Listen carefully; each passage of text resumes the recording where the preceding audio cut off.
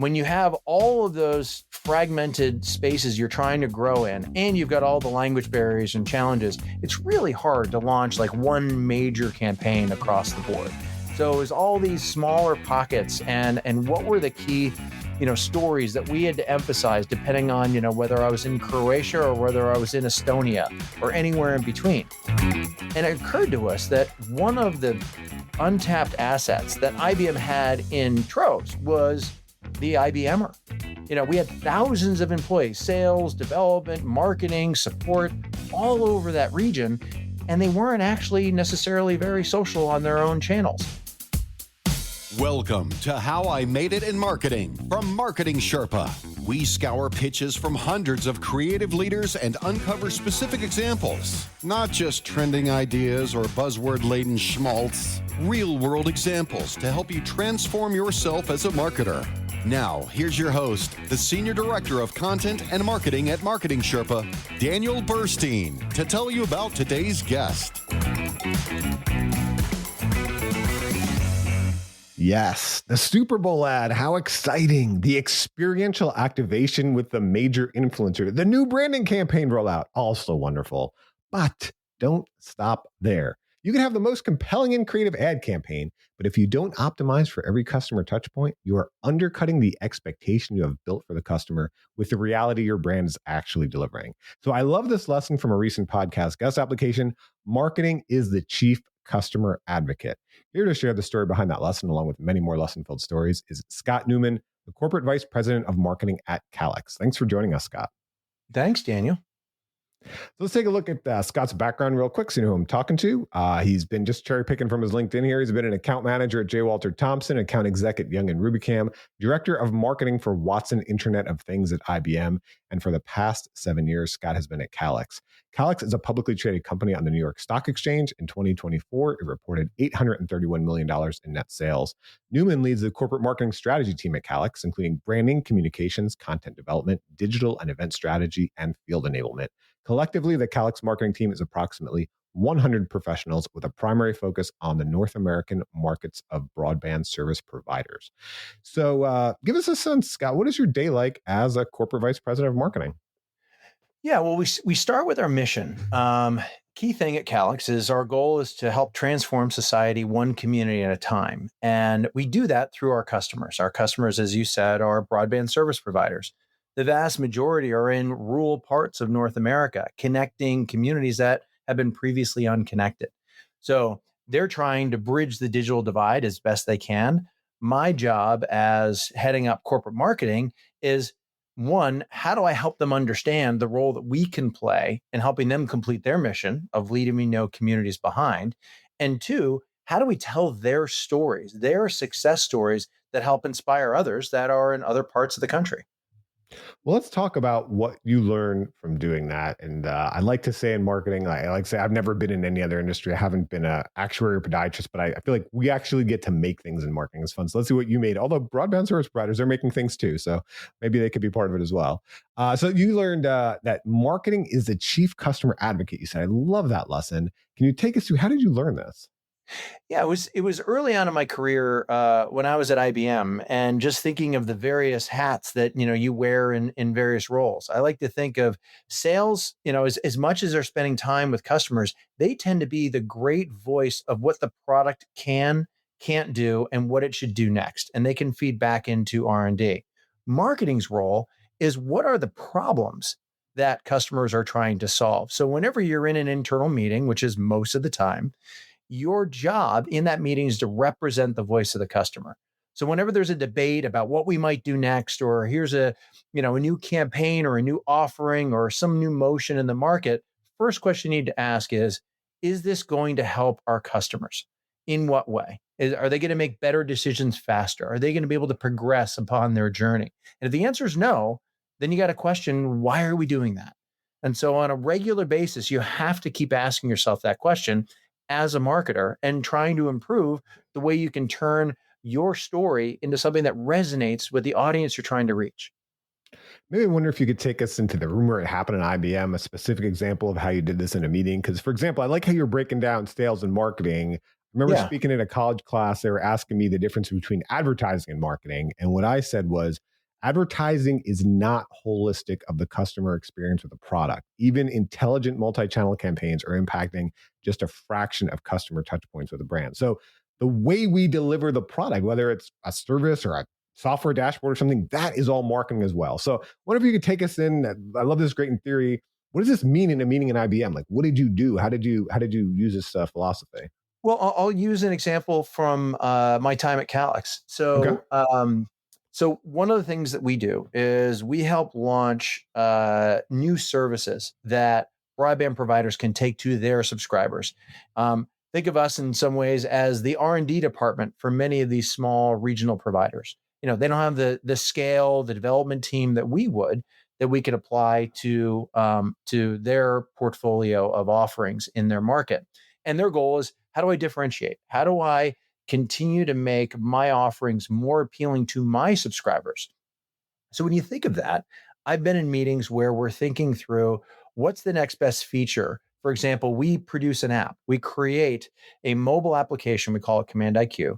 And it basically puts in the palm of the subscriber's hands the ability to control their experience in the home.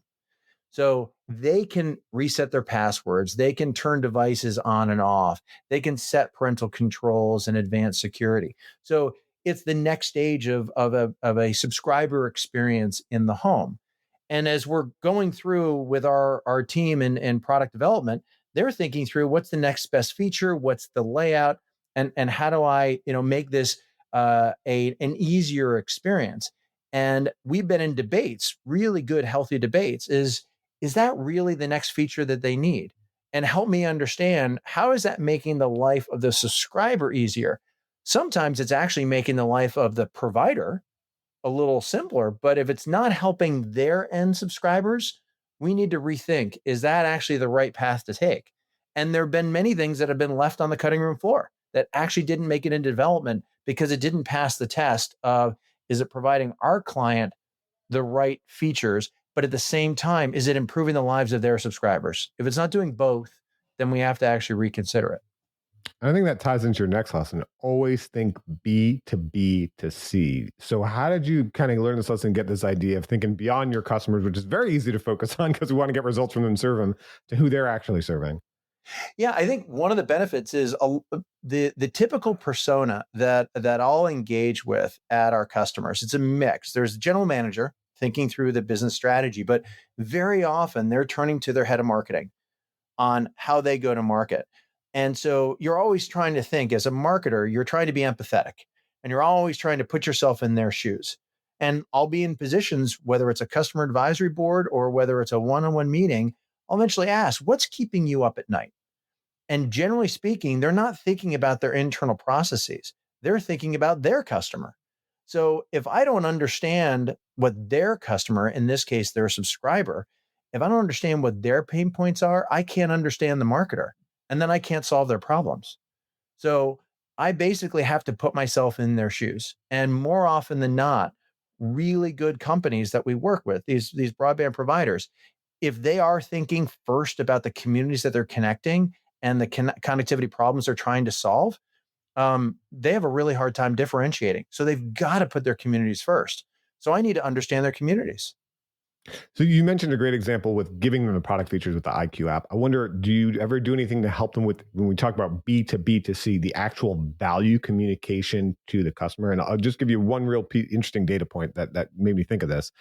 We published some data with associations, which when I think of associations, it's very similar to things like broadband providers or subscription products because it is a membership, as an ongoing, membership. However, you would think it's the most obvious value because it's so clearly segmented. It's for whatever that group is, right? And they told us the number one problem they had was difficulty in communicating value or benefits. And that's to people in their industry who they're literally nonprofits like set up to serve. So when I think of this idea, like I think of things like Intel Inside or whatever versions of that. So is there anything you do to help actually not just the products and features, but the actual value communication? Yes. It's actually one of the things that we uncovered a few years ago. If you think through many of these small regional providers, like just, over the ridge at my house, I live up in Vermont, is one of our customers, Eastern Central Vermont Fiber. Pretty small subscriber. They cover, about 4 or 5 towns, about 10,000 subscribers. Their marketing team is one person. So you can imagine the resources they have at their fingertips. We realized that, well, they don't have a digital marketing agency. They don't have a design agency. They don't have a creative shop. They don't have any of this. So we started leaning in and created a program we call the Market Activation Program. We have created over 10,000 campaign templates and assets and websites, all pre-built, all designed, whether it's a back to school campaign or a 4th of July promotion, whatever it is. But all of those campaigns are completely devoid of anything from Calix because it's not about our brand. I'm helping them market their brand to their subscribers. So when they become a client of ours and they start engaging with our team, they now have access to all of these assets. They can put their logo on, they can play with a color, copy's already written, they can tweak it, and they can get the market in a matter of days rather than starting from scratch and taking months to figure out what's the campaign. And the beauty is the more and more that we push this out through our customers, we're finding out what's resonating. So then we can recommend here's the best performing campaign for back to school if you're trying to reach these kinds of subscribers. So they're not actually just, kind of guessing at it, but they're actually leveraging best practices of their peers in all other parts of the country. So when we talk about leveraging peers, I think we talked about a lot of different kind of like paid promotion there. One Yeah. thing you talked about in terms of our peers within the company or fellow employees, you said to activate your social army. So have you done this in the past? Yeah. So there was a period of time when you were going through my background. You mentioned one role I had at IBM. That was 18 and a half years of roles at IBM, all in marketing, all in various in parts of the company. One stretch, as I was relocated to Prague in the Czech Republic, and I was the CMO for the Central and Eastern European region. So this was 30 countries from Russia down to Turkey and just about everything east of the Berlin Wall, so to speak. So pretty interesting market. And when you have all of those fragmented spaces you're trying to grow in, and you've got all the language barriers and challenges, it's really hard to launch like one major campaign across the board. So it was all these smaller pockets, and what were the key, stories that we had to emphasize depending on, whether I was in Croatia or whether I was in Estonia or anywhere in between. And it occurred to us that one of the untapped assets that IBM had in troves was the IBMer. We had thousands of employees, sales, development, marketing, support, all over that region, and they weren't actually necessarily very social on their own channels. Now, some of them were extroverts and they were absolutely very social in nature, but they actually weren't turning on any of it related to their role. And the typical is, yes, I have Facebook, but that's personal. But yes, LinkedIn, I feel that that is, my professional self. I identify myself as an IBMer.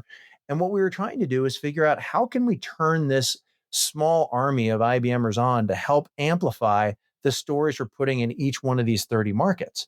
So we started curating specific content, some more technical, some a little bit, higher business, related, and we let them pick and choose based on whatever role they were in. If they were a developer, they were really excited about more of the technical message, and then they could tap it, share it, and then, personalize it, as we went through it. And as we started to turn on this audience and realize I'm an extension of the IBM brand. I never thought of myself that way, but I do now.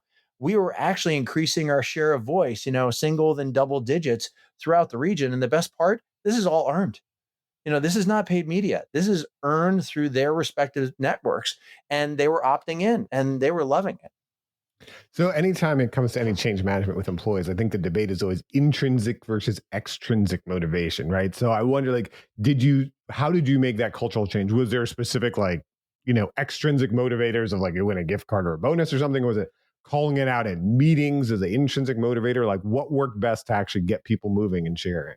Yeah, we actually just started celebrating them. We started creating regular, podiums in a sense, virtually at the time, where we were calling out, great examples of here's a leader that is, becoming a champion of this part of our IBM story.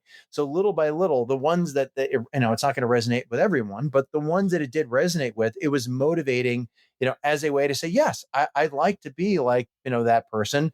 Let me follow them for a little while and let me see how they're approaching it. This is actually pretty cool. By the way, if they were in sales or business development, they were actually starting to develop, more of their own business network as they were expanding their reach. It was making their day-to-day jobs of, driving sales for the quarter even easier. So there was actually a, kind of a beneficial result depending on the role that they were in. But yes, we weren't throwing cash at people. It was just celebrating people for doing excellence. Well, speaking of the people we work with, that is what we talk about in the second half of the episode, lessons we collaborated with.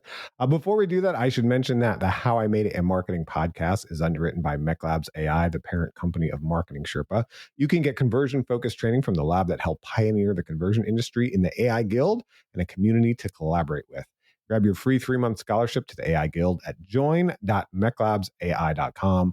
That's join.meclabsai.com to get artificial intelligence working for you.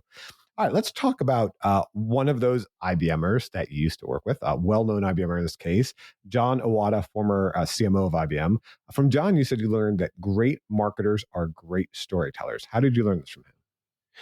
Well, John came up more through a classic communication side of the kind of the marketing progression within IBM, and he always had an amazing gift for turns of phrase and writing incredibly succinctly and to the point in a way that would resonate with the intended audience.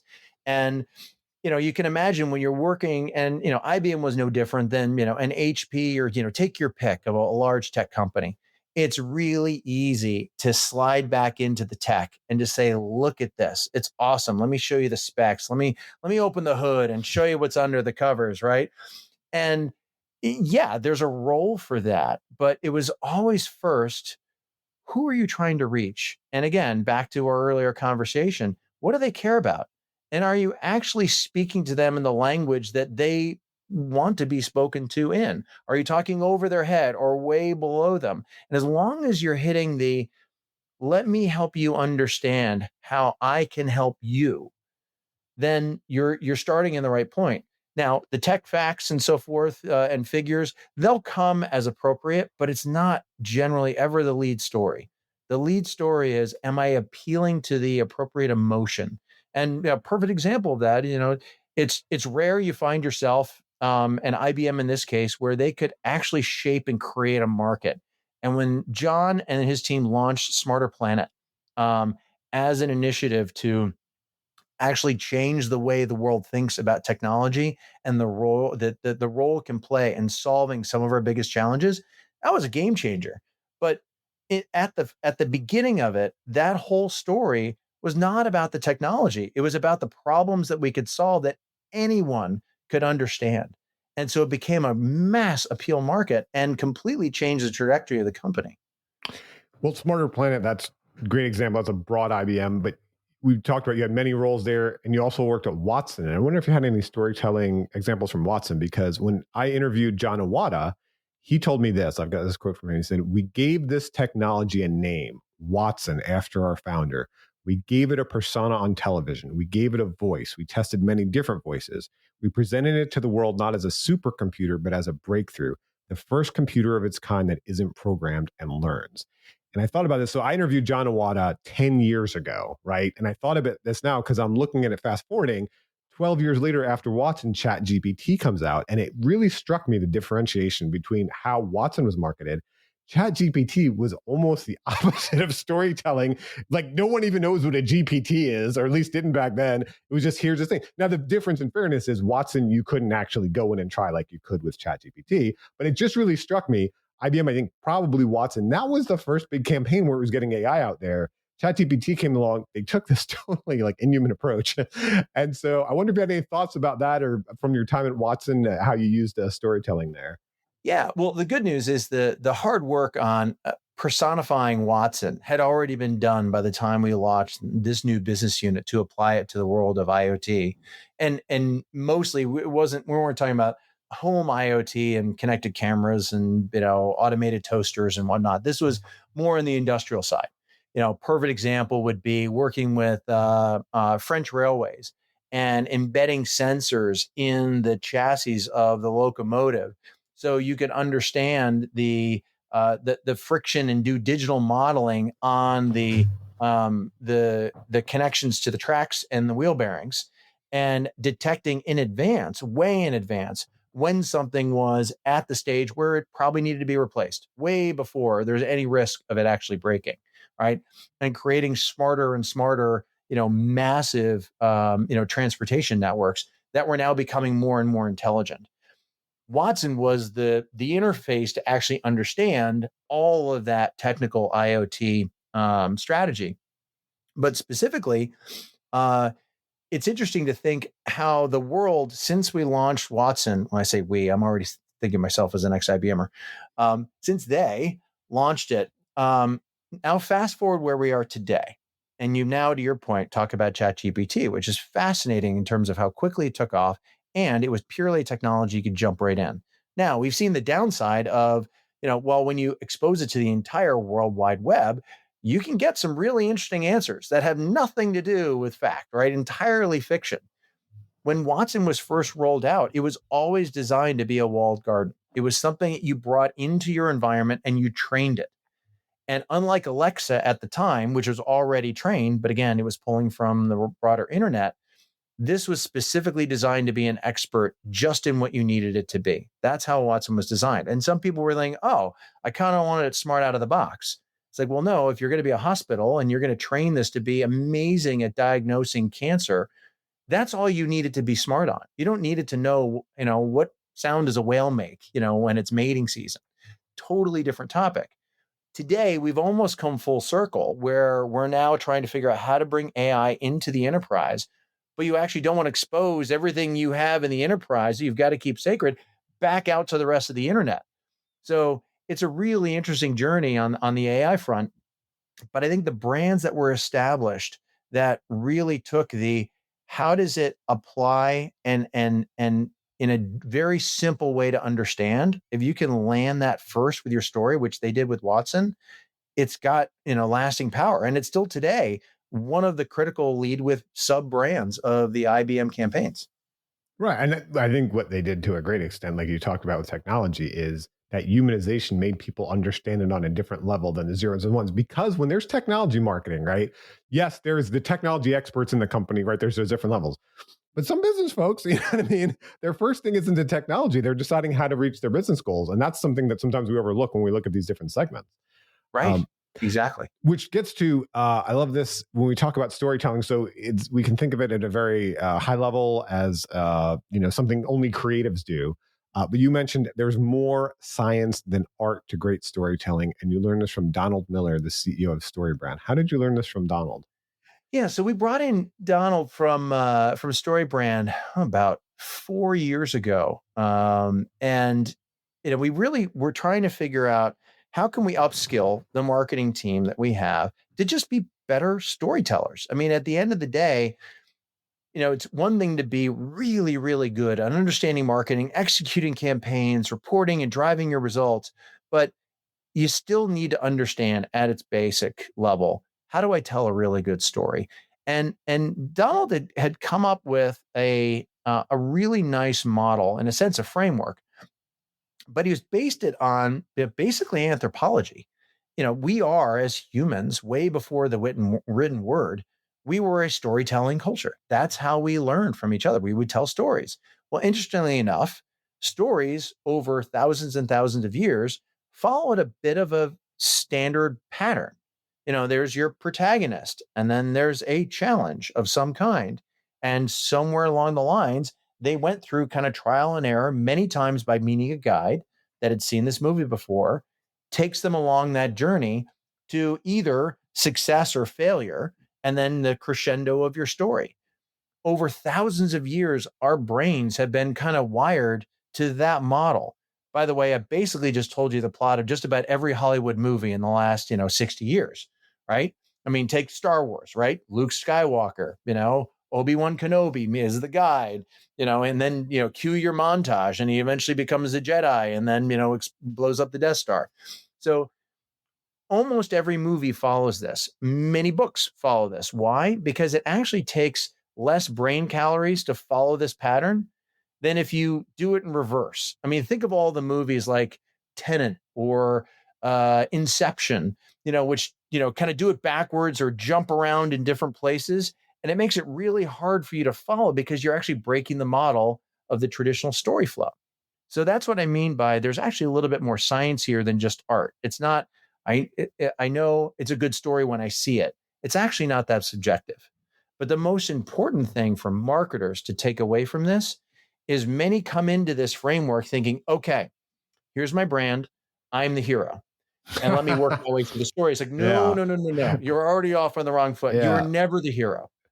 Your customer is the hero and you are the guide. And that's how you set yourself up for success. That's how you switch yourself from becoming a vendor that they may have just bought something from to a partner that they actually trust and they stay with.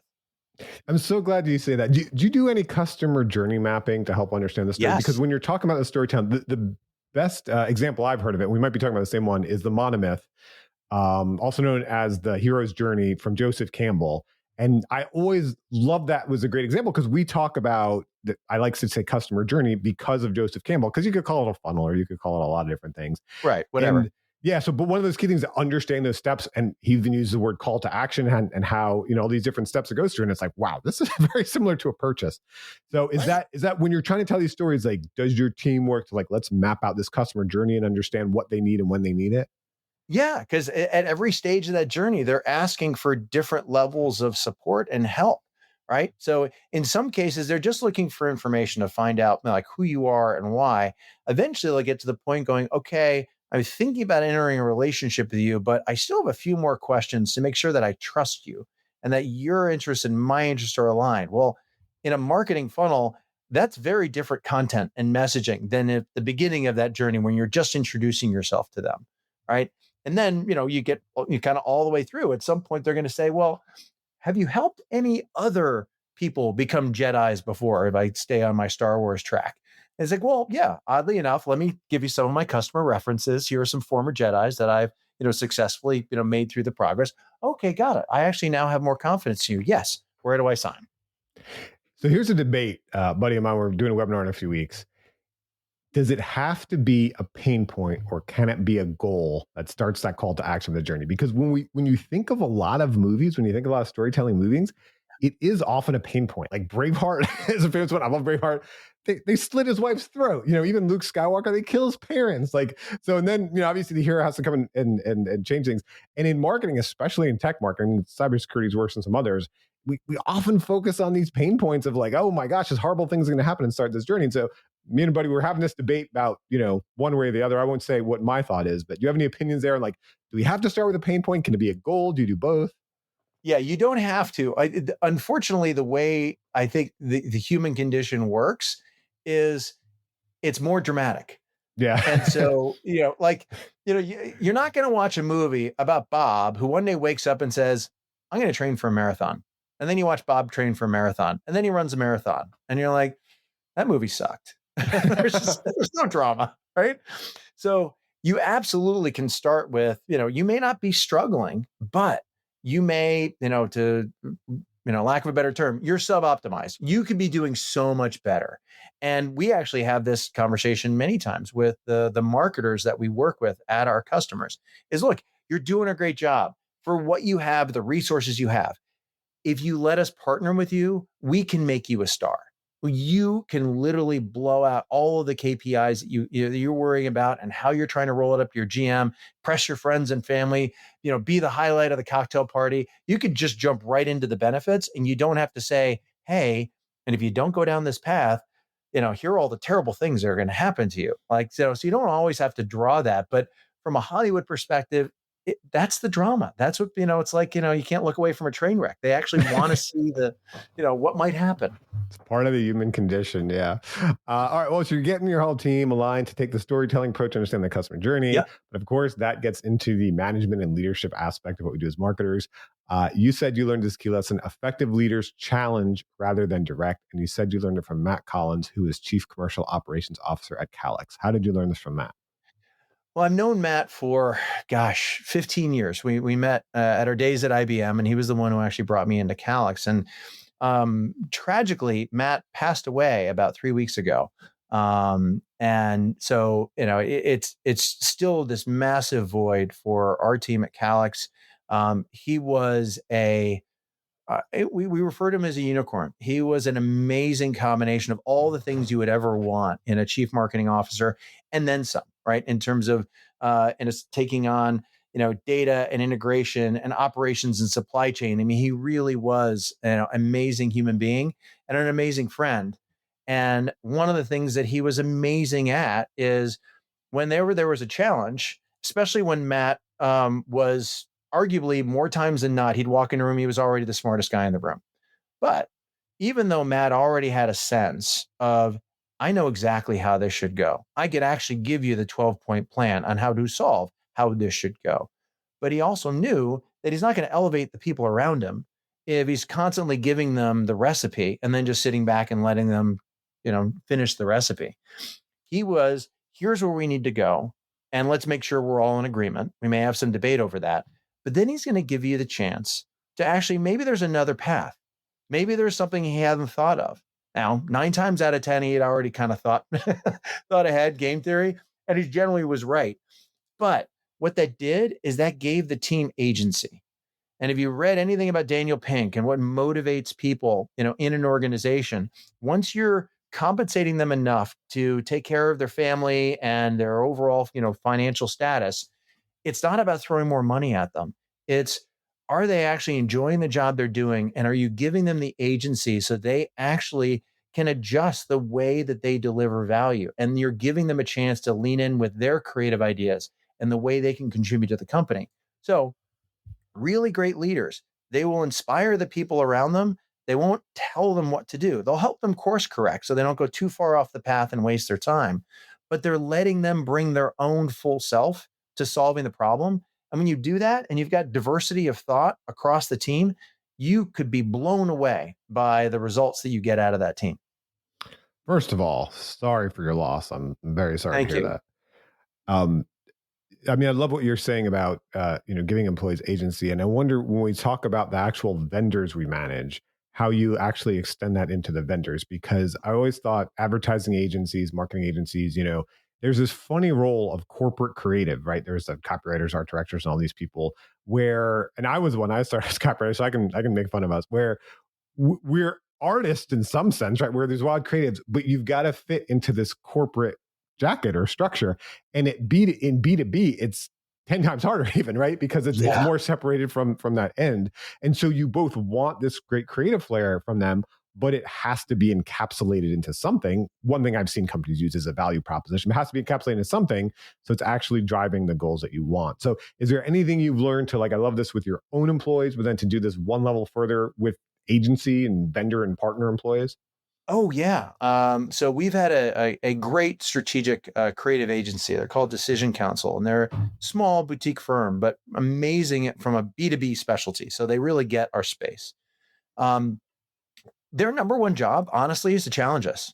Like, literally, if I'm not getting enough just over the top, wow, what about this? And why aren't we trying this? And I may have a dozen reasons why we're definitely not going to go do that. But the fact that we're even having this debate is exactly what I need. So having that outside perspective, and one of the benefits, because you spend a lot of time within your own company, working on your own business challenges, one of the benefits of an agency is they have other clients. When they have other clients, they're getting other perspectives. They're seeing other, opportunities for ways to solve market challenges. So you've got to take the time to listen to that perspective. And, sometimes a bunch of stuff will hit the cutting room floor. And oddly enough, if you stick with an agency long enough, you get 2-3 years in, and all of a sudden you circle back around and you pick up something that's been on the floor for 2 or 3 years, and then you look at it again. And what you know now and what you didn't know then, you're like, wait a minute, this is actually a really good idea. Maybe we bring this back into the fold. But The only way that that comes about is if you actually are taking the time to invite those outside perspectives in, and it's not just groupthink within your company. Yeah, that's what's so bad after all. Yeah. When we're working on a lot of these things, sometimes you get into the nitty gritty of it and everything just seems like it's not really that great and it could be so much better and nothing's working. So I really love this last quote. Every day, let's try to suck less. That's so great because I've been in companies that's like, oh, this doesn't work well, that doesn't work well, what was this, that, But again, that's not what it is. It's always trying to make it a little better. And when we see things internally, it's always very different from seeing it externally as well. So every day, let's try to suck less. You said you learned this from Alistair Rennie, the former general manager of social business at IBM. How did you learn this from Alistair? So Alistair was a really interesting leader, incredibly bright, and came up, with a technical background, but had a really fun flair for how he approached leadership. And one of the challenges when you're in any large organization is you're always trying to do your best to roll up all the, like we call, the green numbers, right? The ones that are all moving in the positive direction. And you never want to be that messenger going, wow, this stuff is kind of broken over here. Here, look at all the red. And one of the ways that Alistair, created a culture where people weren't afraid to actually say, you know what? Yeah, this is green and this is kind of green, but there's a bunch of things we actually haven't figured out yet, and they're red, but we have a plan. And let me share with you the plan on how we're going to recover. By having this phrase, let's try to suck less every day, he was already giving us permission that there are going to be things that we're failing on. And he was expecting that, and he wasn't going to be surprised. It's actually very similar to my current CEO and president, Michael Weening. He's fond of saying, better, better, never best. And he's also fond of saying, don't let me be wrong.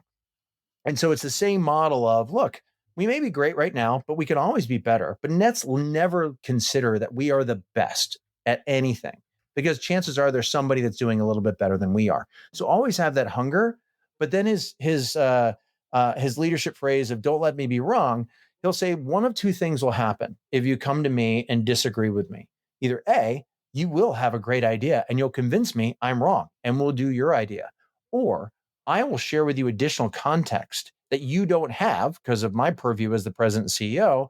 And you'll now be informed and you'll understand why actually this is the right decision. And now I'm convinced and aligned, and I'm excited to go down that path as opposed to doing it just because I'm being told. So both of these approaches, I think at the core, why they're so appealing is they're giving people permission to admit they haven't solved everything yet. And they can have a very constructive conversation about what we can do better. Because if you show up every day and everything looks green and going through the roof, chances are they're not going to believe you anyway. Yeah, no, absolutely. And like I said, I had a chance to be a contract with IBM early in my career. And the biggest thing that shocked me was, from outside IBM, oh my gosh, this tech juggernaut, and you think everything's great. Once you get inside, you're like, wow, a lot of things aren't working well. And that's, I'm not picking on IBM. Then I learned, I was young in my career. I learned every company is like that. Every place is like that. And you can't focus on that. So I love how we balance that. But let me ask, as a leader, how does that affect how you set up your budget, your team, what have you? Because if you're taking that approach, part of it is always look at like, how much are we going to experiment? Like, how much are we going to do proof of concepts or whatever? Because if we just keep doing what we're doing, we're going to get probably that certain CPA ROI, whatever it is, because we know it's working, right? If we try to test something, it could be a massive fail, but we'll never get more of improving those reds into greens if we don't test. So do you have any thoughts on how you set up either that budget mix or that team mix to balance experimentation versus, okay, our tried and true bread and butter, what's already working? Right. Yeah, I mean, it's the classic, fail fast and learn. Ideally, fail small and fast and learn. I'll give you one example. Within our industry, there are a number of events that, third-party events that we need to go to. Our customers are there, key partners are there, our competition's there, and so forth. Every once in a while, new events will pop up, or an event that exists but we've never been to before, because we actually now want to shift our market a little bit and reach a new audience. Well, you don't show up the first time you've never been to an event and be like, all right, we're going to be platinum sponsor and, go for the keynote and have the largest booth in the whole conference. We have no idea whether this is actually the right event. We're looking at it from a distance. So very often we'll say, you know what, let's send a couple key members of the marketing team, a couple sales guys, and, maybe one from product development, and let's just go get them passes. This year, they're just going to go walk the floor and they're just going to gather intel. They're going to take notes, a whole bunch of pictures, and they're going to ask a whole bunch of questions, and they're going to come back and go, you know what? this would be a total waste of money if we do that next year. Or the flip, they go, you know what? This is a target rich environment. We absolutely have to be at this event next year. Let's go big. So it's the little things, but I didn't throw a huge bunch of cash at that event, just hoping for the best. I kind of dipped my toes in it. I let the team, it was a great idea to come in, but I wasn't going to use half the budget in the quarter just on a flyer. So, and there are 1,000 examples. Events is just one example, but you could do little events, with account-based marketing, with a little A/B testing, and then just get some dip in the toe, like into the water where maybe there are 100 customers you want to try a new value proposition out at. No harm, or we have customer listening advisory boards all over the company in various segments and personas. It's a great incubator for us to, throw some things at them and they'll go, oh, now please don't do that because I would never use it if you did that. Okay, great. Just wanted to try it. Thank you for your input. So there are so many opportunities in marketing to just test flyer, a handful of these without, betting the farm. And getting that feedback, that is such an important thing you mentioned, making sure you're actually getting that feedback. We've talked about so many different lessons and stories from your career, Scott. If you had to just break it down, what are the key qualities of an effective marketer? Oh, gosh. I mean, today with the MarStack and the way it's evolving at hyper speed, I mean, faster than anything we've ever seen before. The classic book, if what got you here won't get you there. It's never been truer from a marketing perspective. It feels like every week, there's some other breakthrough or some other tool, some other consulting firm, whatever it is, that's showing up on your radar. And if you're not showing up with a curious mindset to say, yes, there are a lot of things I still don't know, and you show up with that every single day, and ideally, if that excites you, that is the first step one. Because if you're thinking, hey, look, I know marketing, I'm fine. I don't need to read any more blogs. I don't need to listen to any more podcasts. I don't need to go any more conferences. You're setting yourself for failure. You've got to start there. You heard Scott. You got to keep listening to podcasts, especially this one, How I Made It in Marketing. So, all right, Scott, thank you so much for your time today. I learned a lot. Oh, Daniel, thank you for the time. I enjoyed the conversation. And thanks to everyone for listening. Thank you for joining us for How I Made It in Marketing with Daniel Burstein. Now that you've gotten inspiration for transforming yourself as a marketer, get some ideas for your next marketing campaign from Marketing Sherpa's extensive library of free case studies at marketingsherpa.com. That's marketingsherpa.com.